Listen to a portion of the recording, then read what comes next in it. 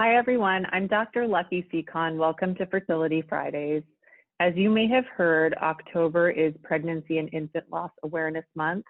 So we wanted to dedicate today's episode to discussing this really important topic. Unfortunately, miscarriage and pregnancy loss is commonly experienced, and it's an extremely difficult journey for women, both emotionally and physically. Women often underestimate the frequency with which miscarriages occur, and many may find it hard to talk about because there can be stigma attached to it, and therefore many women suffer alone. So this is why we wanted to dedicate this episode to talking about pregnancy loss, because there's so many myths related to it, and women unfortunately often assign self-blame. So I want to introduce Dr. Rachel Gerber, who's going to be discussing this topic with us today. Rachel Gerber is a reproductive endocrinologist and infertility specialist, as well as a board-certified OBGYN who cares for patients at RMA of New York's East Side and Westchester offices. In addition to her medical expertise, Dr. Gerber prides herself on treating every patient with compassion, empathy, and respect. And at the end of the episode, we will definitely share all of Rachel's social media channels and contact information in the description below. Rachel, thanks for joining us today. Thanks, Lucky. I'm so excited to be part of the RMA family, and I'm very happy to be here with you on Fertility Fridays.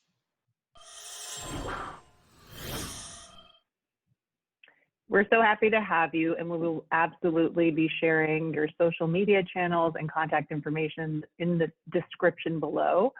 So thank you for joining us and being part of the conversation. I would love for you to start off by just talking to us a little bit about the common definitions or the common terms that are used to describe pregnancy loss. And if you can just kind of explain what the differences are and then how common it is as a problem. Sure. So, the word miscarriage is a word that's commonly used in, general terms to describe broadly pregnancy losses that occur really at any point in pregnancy before 20 weeks. But, as fertility doctors, we really get more specific with our definitions, and we often use terms such as a biochemical pregnancy loss, which is a pregnancy loss where you have a positive pregnancy test and you have pregnancy hormone in your blood and urine, but the pregnancy ends before it really develops to anything that we can see on an ultrasound. The term clinical pregnancy loss is really a loss at a slightly later stage where we see evidence of a pregnancy on an ultrasound, but then ultimately the pregnancy ends in miscarriage. When we talk about clinically recognized pregnancy loss, so this clinical pregnancy loss, this is where we have more well-documented information about the frequency, and it seems to occur at about 15 to 25% of all pregnancies. But when you add in these biochemical pregnancy loss, which are really very, very early pregnancy losses, those numbers really go up, and studies show that it could be up to 30 to 60% of pregnancies. And people really don't even know a lot of the time because it happens so early, and they just think their period might be a day late or a day early or a little heavier than usual. And so when you count those, the rates are really extremely high.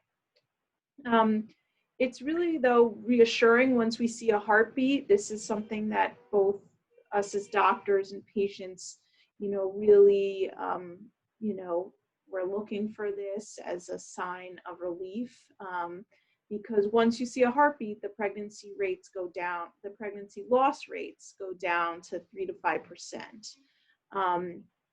When you really look at what the biggest risk factor for pregnancy loss is, really the number one thing is the age of mom.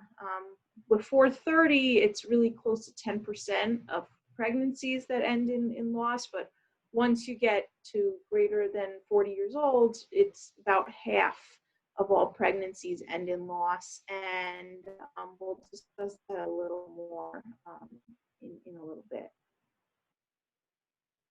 And I think it's interesting, that a lot of people understand or seem to associate getting pregnant in your late 30s, early 40s, and older with pregnancy loss, but a lot of people don't really understand why. So do you think you can explain that? Because I know, it can be a complicated topic, but how do you explain to patients who are in their 20s that have a miscarriage? What do you suggest is like the most common cause behind it? So in general, having just one miscarriage in and of itself, the most common cause is still going to be random bad luck, genetic abnormalities that have to do with how the chromosomes, which are the big pieces of DNA and genetic material, how they separate as the cells divide and as the pregnancy divide. And really, even in your 20s, there's still a chance for that to happen. And if you have one pregnancy loss, that's still the most likely reason. If you have, multiple pregnancy losses, though, in earlier ages, that really, requires a workup to look into other reasons, because, these random bad luck genetic abnormalities in the embryos, they don't happen as often in younger ages. So that, if you're having multiple miscarriages, that really leads us to think, we really need to look into other causes when you're in your 20s and early 30s. For women in their late 30s and early 40s, we know that these random genetic misalignments, they happen at a much higher rate. And so it's just more likely that a given, pregnancy comes from a genetically abnormal egg and will develop into a genetically abnormal embryo that ends in miscarriage. So really the reason why it increases in women as they get older is because these genetic abnormalities and random bad luck events happen more often as women get older. Right. I always tend to describe it as a chromosomal count problem. You have the wrong amount of DNA in the embryo, and some genes are more important than others. So depending on which chromosome is messed up, sometimes some pregnancies can get further than others. And that's another way to kind of explain why some and as biochemical losses versus, sometimes having a miscarriage after a heartbeat has been established. But, one thing that I do always tell patients is 1 in 4 pregnancies ending in miscarriage is a very real statistic. And it makes sense when you think of the fact that when we do genetic testing of embryos to count the number of chromosomes, up to 25% of women in their 20s, their eggs are going to give rise to embryos that have the wrong amount of DNA. So that's kind of your baseline starting point, and that's, as good as it gets from a fertility standpoint. And then we see that proportion rise as people get older. But who would you say should undergo follow-up, or rather a workup, if they're having miscarriage? Would you say after 1, 2, what is an indication for a full workup? So I think, everyone who experiences a pregnancy loss should really speak to an OBGYN about it and really review the events and your medical history. And even after one, carefully, go over the events and see if there is any obvious cause. And also, because of the emotional toll that it takes, it's important to talk that out with your doctor and kind of set yourself up, and prepare for trying again or taking a break or whatever is going to be best for you. We definitely, everyone agrees that after 2 clinical pregnancy losses, a formal workup should be, undertaken, and that a referral to a reproductive endocrinology and infertility doctor like us can definitely be considered at that point. And what are some other causes other than chromosomal count errors that you would look into when seeing a patient that's had at least 2 or more losses?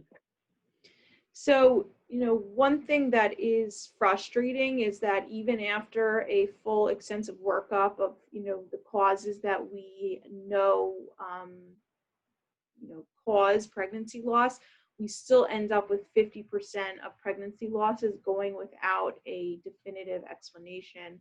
And this is really frustrating for us as doctors and as patients because we really like to have answers and, we like to feel like we close the loop on that. But, it's something that we have to be open about with our patients so that they understand that, we still have a knowledge gap in terms of figuring out what these causes are and that there is much more research to be done in this field.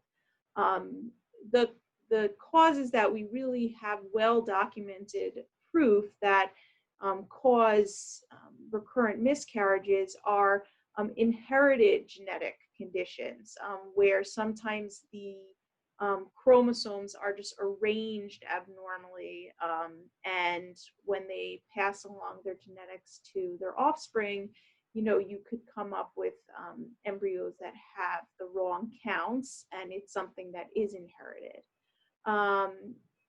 For that reason, we always do a karyotype, which is just getting a snapshot of the parent's chromosomal makeup to understand if that's a cause. Another thing that we look into is if there's any clotting disorders, the most well documented of which is called antiphospholipid syndrome. And also we know that anatomic problems with the uterus, such as like having a septum or abnormal division in the uterus or a fibroid or a polyp in the lining of the uterus, can lead to pregnancy loss, and so we definitely want to do imaging to evaluate for that.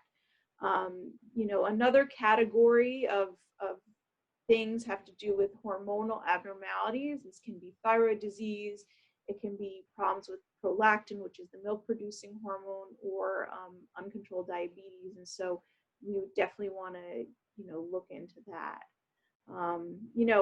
There's also a lot of other things that you hear about either through reading on blogs or on the internet or from certain medical providers that have more inconsistent and controversial evidence. And so the most important thing is to always bring things up to your doctor and discuss them with them and say, hey, I heard about this, or this doctor recommended this treatment, what is your opinion on that? And we can have a really individualized talk about that given treatment and whether it really works for your specific case, even though, in general, it might not be recommended for everybody.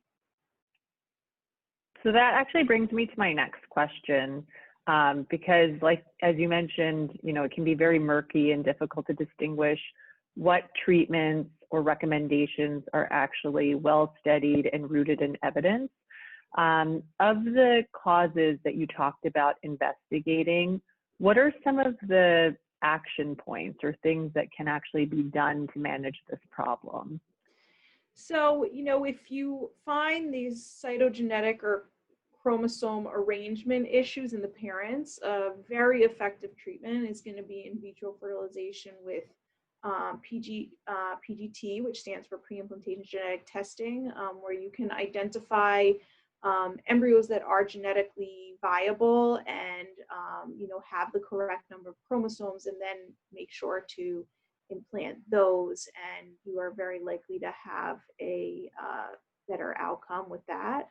Another case is, and something that people commonly hear about, is when you have clotting disorders like antiphospholipid syndrome, you can use blood thinners like aspirin or Lovenox, which is in the heparin family, and these can really improve your chances of going on to have a live birth. Because they prevent blood clots, right? Yes, exactly. So these are medications that prevent blood clots, and we know that clotting of the vessels that are feeding the pregnancy and of the blood, flow to the pregnancy, if it clots off, then this can be a cause. So another thing is that when we do find structural problems with the uterus, like a fibroid or a polyp or a septum, those are all things that can be treated surgically. And so we would definitely want to, do these surgical corrections before moving on and attempting again. And there's a good chance that you could have a better success in future pregnancies. And then oh, sorry, I was just going to say something that's kind of interesting too, going back to your point about, cases where in 50% of cases we don't identify a cause. One possibility that I always discuss with patients is there really is no direct test to look at someone's egg quality and the likelihood of their egg giving rise to a genetically imbalanced or abnormal embryo. And there could be some individuals that have egg quality issues that translate into having a higher chance of a genetically abnormal embryo that could cause a miscarriage. And a lot of times, if all of the workup is negative, patients will elect to go through IVF for the purpose of being able to genetically assess and test the embryos and ensure that they're only using an embryo that has 46 chromosomes to get pregnant, to try to minimize their chance of a future miscarriage. And sometimes that can reveal, a higher than what we would have expected for that woman's age, a higher than expected proportion of embryos being abnormal. And maybe we don't know why that is, but one of the assumptions is it could be an egg quality issue. Yeah, I definitely agree. And, when women of, older ages such as 39 and early 40s go through these increased rates of loss because of these random genetic events that cause embryos to have the wrong number of chromosomes, this is also a way to really try and combat this by kind of wading through the abnormal embryos and really finding that, diamond in the rough embryo that is genetically normal and focusing our efforts on that. And that's going to really give you the highest chance of having a live birth. What do you say to women who ask about other types of treatments, treatments that might be not really targeting any particular abnormal test results, immune type treatments? What are your thoughts on that? I definitely want to be completely transparent with my patients and make them aware of, the conflicting studies or even lack of evidence in some cases, and really kind of have them understand the risks and the benefits, because some of these treatments, that people can recommend are sometimes, risky, and ultimately, the health and well-being of our patients is number one. And, we're not going to do anything that's going to put themselves at risk without clear benefits. So, some treatments, it might say it might help, but can't hurt, in those cases, maybe it's easier to have a discussion with your patients and decide, well, it's not that risky to you. So even though the evidence is not there,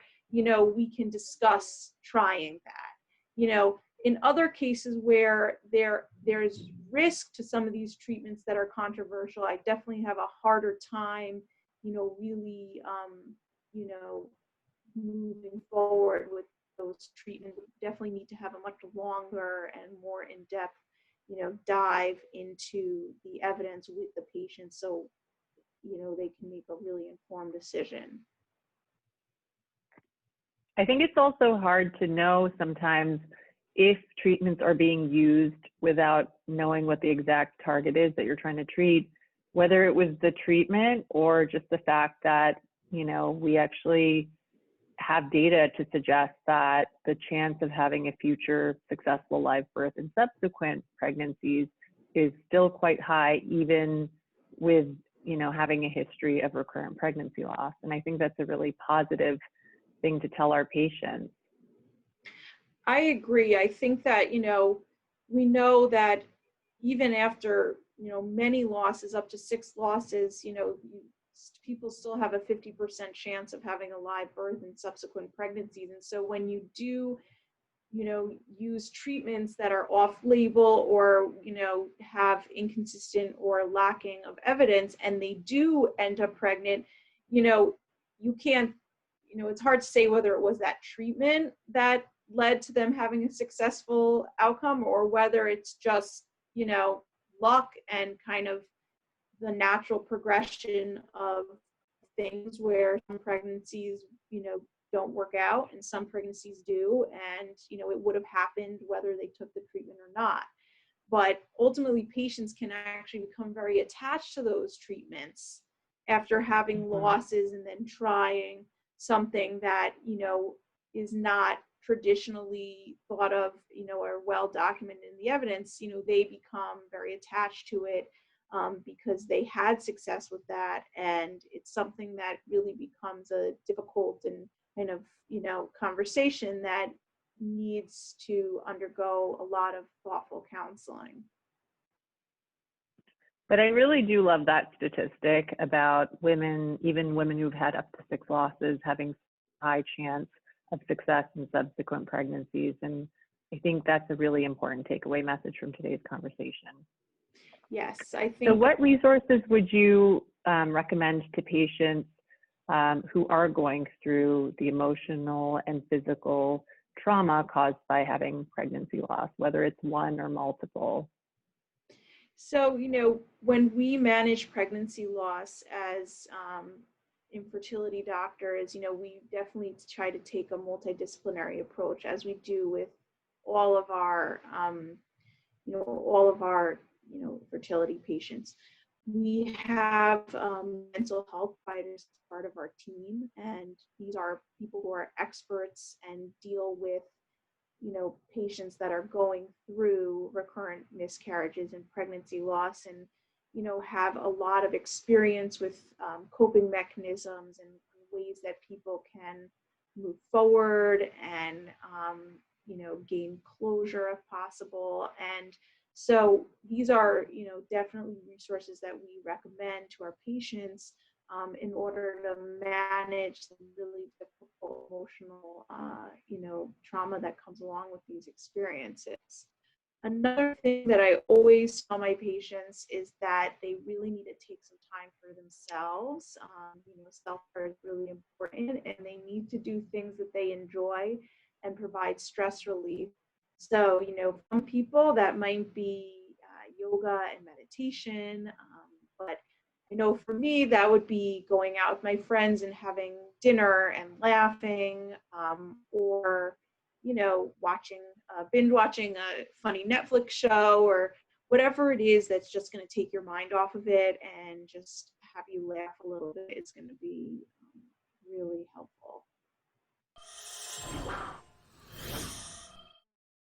So another thing that is really helpful for some people is that there are support groups that are available, and we have resources for that, where you can go and listen to other people experiencing pregnancy loss, and you can talk about your experience, or you could just listen and really understand how common this is and see how other people are managing it and get some camaraderie.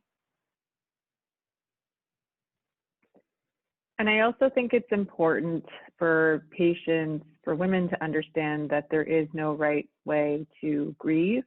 And it's a very personal experience. And I think there can be a lot of pressure and judgment, on how one should act or whether it's appropriate to share, what they're going through with their family or friends. So I think it's important to realize that everyone is an individual and has a personal approach on how they can handle their grief. I think it's important anytime someone who's gone through miscarriage or pregnancy loss, in their subsequent pregnancy, to recognize that just getting pregnant again isn't necessarily going to solve or take away any of that past trauma. And I've had patients who describe having PTSD type symptoms, when they go through a subsequent pregnancy because they're afraid of experiencing another loss. So I think it's important to arm yourself with support as much as you can, even in a subsequent pregnancy that's going well. Mm-hmm.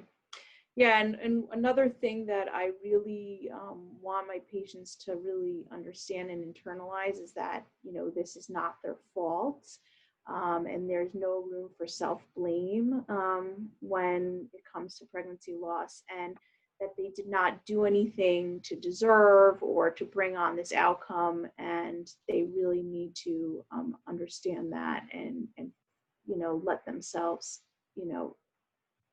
not feel that pressure of feeling like they did something. I think that's the most important takeaway message from today. The fact that it's not your fault, even if you can't find an underlying reason in the workup. We know there are many studies out there that discredit any theories about there being a link between lifestyle or exercising while you're pregnant, or all the common things people worry about. And I think that it's important for all women to understand everything that you just said, Rachel, about not assigning self-blame, and also just having hope that the statistics show even having a really long history of pregnancy losses doesn't mean that that's what you're destined to experience in any future pregnancy, and there's always hope for a better outcome. I agree. Well, thank you so much for taking the time to lend your expertise and being part of this really important conversation. As we mentioned at the beginning, this is something that's increasingly being talked about now, and the stigma is slowly lifting, but I think we as providers have to keep that conversation going. And there's a lot of misconceptions out there. So I really appreciate you taking the time to do this. Thanks for having me.